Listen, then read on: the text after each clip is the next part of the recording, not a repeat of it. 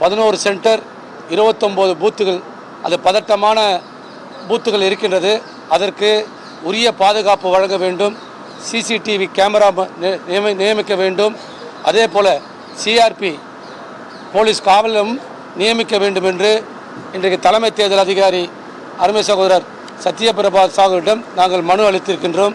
அது உரிய நடவடிக்கை எடுக்கிறேன் என்று உறுதியளித்திருக்கின்றார். என்னங்க, அதாவது ஆக்சுவலாக அங்கே இருக்க டிஎம்கே பகுதி செயலாளர் மேலே ஒன்டெட் ஐஸ் ஹவுஸ் போலீஸ் ஸ்டேஷனே போட்டிருக்காங்க. இன்னொன்று பிஜேபி வாக்காளர் சேகரிப்பு முகாம் நடத்துகிறப்ப அங்கே எங்கள் இடத்துல எப்படி நீங்கள் இங்கே வாக்காளர் சேகரிப்பு முகாம் பண்ணலான்னு அங்கே இருக்க வட்ட செயலாளரும் மற்றவங்களும் அடிச்சிருக்காங்க. இதெல்லாம் எஃப்ஐஆர் போட்டும் டிஎம்கே கவர்மெண்ட் எந்த ஆக்ஷனும் எடுக்கலை. இது மட்டும் இல்லை, அதெல்லாம் முதல்ல அதாவது 11 மையங்கள், வாக்குச்சாவடி மையங்கள், 29 பூத் இருக்குது. இதெல்லாம் முதல்ல பதட்டமான, ஆனால் பதட்டமானன்றதை விட ஒருபடி மேலே மோஸ்ட் டேஞ்சரஸ் பூத்து சென்டர்ஸ். அதெல்லாம் லோக்கல் இன்டெலிஜென்ஸும் போலீஸும் அங்கே லோக்கல் ரெவென்யூ பீப்புளும் முறையாக எலெக்ஷன் கமிஷனுக்கு சொல்லலை.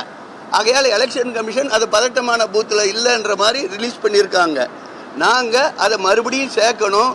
அது பதட்டமான இல்லை, அதை தாண்டி மோஸ்ட் டேஞ்சரஸ் சென்டர்ஸ், அது மேலே நடவடிக்கை எடுக்கணும்னு நாங்கள் கேட்டிருக்கோம்.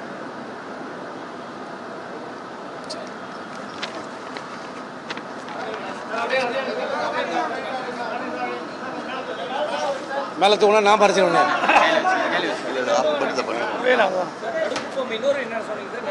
இல்லைங்க, மொத்தம் 11 சென்டர், 29 பூத் நாங்கள் உங்களுக்கு அந்த லிஸ்ட்டை கொடுத்துட்றோம். அதாவது எஃப்ஐஆர் போட்டும் போலீஸ் நடவடிக்கை எடுக்கலை. ஆனால் பிஜேபிக்காரன்றதால அடிச்சுட்டாங்க போட்டிருக்கு. அதிமுககாரன் மேலே கை வச்சிருந்தா அது கதை வேறையாக இருக்கும். அதனால் அது அவங்க மேலே கம்ப்ளைண்ட் எஃப்ஐஆர் கொடுத்தும் அவங்க ஆளை அடித்தும் இன்னும் அவங்க கம்முன்னு இருக்காங்கன்னா நிலைமை அதுதான்.